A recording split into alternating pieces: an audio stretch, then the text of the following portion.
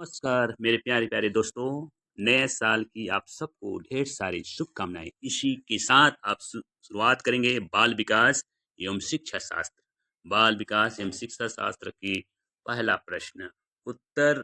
बाल्यावस्था में बालक भौतिक वस्तुओं के किस तत्व में परिवर्तन को समझते हैं? उत्तर बाल्य अवस्था क्या है? उत्तर बाल्य अवस्था है जीन पियाजे के अनुसार। उत्तर बाल्य अवस्था है मूर्त संक्रियात्मक अवस्था। तो मूर्त संक्रियात्मक अवस्था के बच्चे द्रव्यमान संख्या और क्षेत्र द्रव्यमान संख्या और क्षेत्र को जानते हैं। आइए इस पर थोड़ा सा व्याख्या करेंगे कि जीन पियाजे के संज्ञानात्मक के सिद्धांत से संबंधित हैं। अवस्था उत्तर अवस्था बाल्यावस्था ये 7 से 11 वर्ष या 12 वर्ष की आयु की होती है। पियाजे के अनुसार मूर्त संक्रियात्मक अवस्था है। संरक्षण इस अवस्था में बच्चों के भीतर संरक्षण का गुण विकसित हो जाता है। इसका अर्थ है कि बच्चा यह समझने लगता है कि किसी वस्तु का आकार बदलने उसकी मात्रा यानी कि द्रव्यमान संख्या उसके घेरे यानी कि स्थान में बदलाव नहीं आता। जैसे मान लिया जाए उदाहरण में यदि एक गिलास पानी को चौड़े कटोरे में डाल दिया जाए तो इस उम्र का बच्चा समझ जाएगा कि पानी की मात्रा उतनी ही है भले ही अब अलग दिख रहा हो। ठीक है, तो द्रव्यमान संख्या और क्षेत्र ऑप्शन डी आएगा। ठीक है दोस्तों, अगला प्रश्न देखेंगे।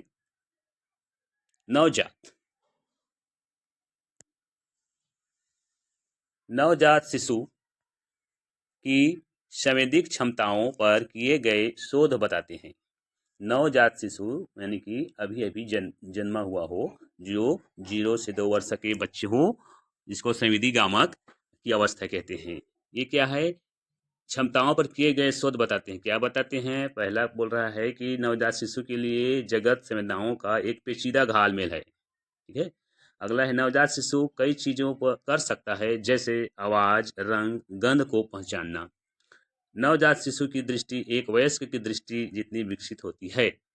जन्म के समय केवल सुनने की शक्ति ही पूर्णतः विकसित रहती है। तो कौन सा ऑप्शन होगा आपके हिसाब से? विचार करके बताएं। चलिए हम इस पर व्याख्या करेंगे। इसमें व्याख्या दिया है कि नवजात शिशु की संवेदी क्षमताओं पर किए गए शोध बताते हैं कि नवजात शिशु कई चीजें कर सकता है, जैसे आवाज, रंग, गंध को पहचानना। आवाज, रंग, गंध को पहचानना। आधुनिक मनोवैज्ञानिक शोध जैसे फ्रेंड्स और अन्य के अध्ययन यह साबित करते हैं कि नवजात शिशु जन्म के समय पूरी असहाय या कोरी पट्टी नहीं होती। दृष्टि और रंग, हालांकि इनकी दृष्टि धुंधली होती है, लेकिन वे कुछ हफ्तों के भीतर ही चटक रंग और चेहरों को प्राथमिकता देने लगते हैं। आवाज, शिशु जन्म के कुछ घंटों बाद ही अपनी मां की आवाज को अन्य आवाजों से पहचानने की क्षमता रखते हैं। गंध, वे अपने मां के दूध की गंध और अन्य गंधों के बीच अंतर कर सकते हैं। विकल्प, एक गलतफहमी। विलियम जेम्स ने कभी कहा था कि शिशु के लिए दुनिया एक भ्रमित शोर है, लेकिन आधुनिक शोधों ने इस को गलत साबित किया है। तो हमारा ऑप्शन क्या होगा? बी ऑप्शन में दिया है कि नवजात शिशु कई चीजें कर सकता है, जैसे आवाज, रंग, गंध को पहचानता है। ठीक है दोस्तों,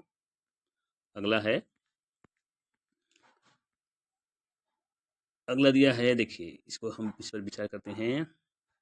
निम्नलिखित में से भावनात्मक लगाव को दर्शाता है। भाव है ना, तो भावनात्मक लगाव को कौन दर्शाता है? चलना सीखना होगा, कि भाषा का विकास होगा, कि भोजन करना होगा, कि अलग होने की घबराहट। तो चलना एक शारीरिक क्रिया है, भाषा भी शारीरिक क्रिया के अंतर्गत आएगा, भोजन करना भी हमारे इंद्रियों की शारीरिक क्रिया है। तो हमारा भावनात्मक क्या होगा? अलग होने की घबराहट। अलग होने की घबराहट होगा। ठीक है दोस्तों, अगला देखेंगे। अगला दिया है, देखिए चौथा नंबर दिया है। चौथा नंबर में कह रहा है कि निम्नलिखित में कौन सूक्ष्म क्रियात्मक कौशल नहीं है। सूक्ष्म यानी कि छोटे अंग की क्रिया, है ना। तो छोटे अंग की क्रिया क्या हो, नहीं हो सकता, कौशल नहीं है बोल रहे हैं। जैसे कि वस्तु को पकड़ना, वस्तु को पकड़ना हाथ से पकड़ेंगे, बटन लगाना हाथ से लगाएंगे, भोजन करना भी हाथ से करेंगे, लेकिन कूदना क्या होगा, ये बड़े अंग हो गया। तो बड़े अंग क्या है, कूदना यानी कि पैर से। तो ये हो गया नहीं है बोल रहे हैं, तो हमारा ऑप्शन बी होगा। B option is right. ठीक है, ठीक है दोस्तों। अगला प्रश्न देखेंगे।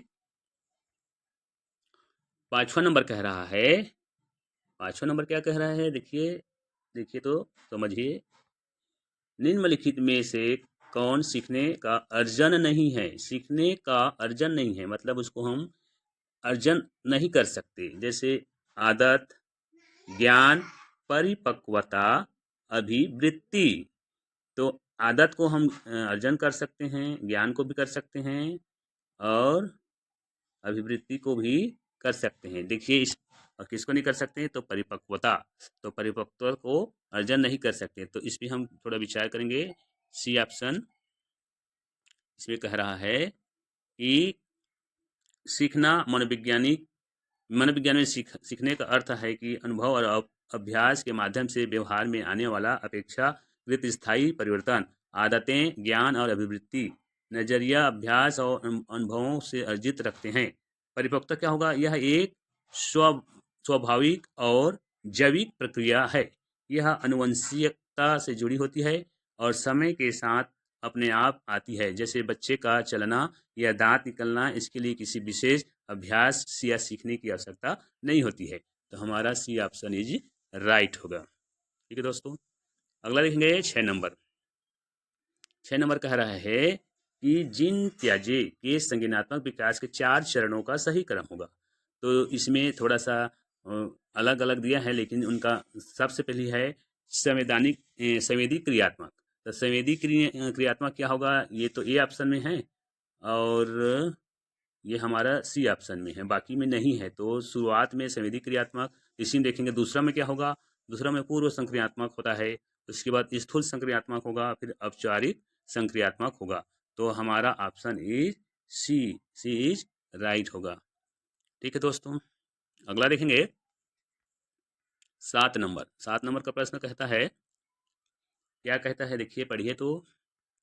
जीवन का वह काल जब शरीर में प्रजनन परिपक्वता संबंधी परिवर्तन होता है कहलाता है। जीवन का कौन सा काल होगा, हाँ, जब शरीर में प्रजनन परिपक्वता संबंधी परिवर्तन होता है। तो ये प्रौढ़ावस्था, तो प्रौढ़ावस्था में नहीं होगा, किशोरावस्था होगा। क्या होगा, किशोरावस्था होगा। बाल्यावस्था तो 2 से शुरुआत होता है। किशोरावस्था के पहले 11 वर्ष पहले शैशवावस्था, तो 0 से 2 वर्ष के बच्चे को बोलते हैं। तो हमारा क्या ऑप्शन होगा, B. B option is right. अगला देखेंगे 8 नंबर का प्रश्न है। इसमें कह रहा है, एक व्यक्ति के संयोगों की पहचान होती है। संयोग यानी कि देखिए इसके बारे में क्या होगा, विचार कीजिए तो। संयोग आनंद एवं सुख से, आत्मगौरव से, व्यक्तिगत भिन्नताओं से, या उपयुक्त सभी। तो संयोग ये मन की मानसिक अवस्था होती है। ये हमारा ऑप्शन डी होगा। चलिए इस पर थोड़ा सा विचार करें। इसमें कहता है,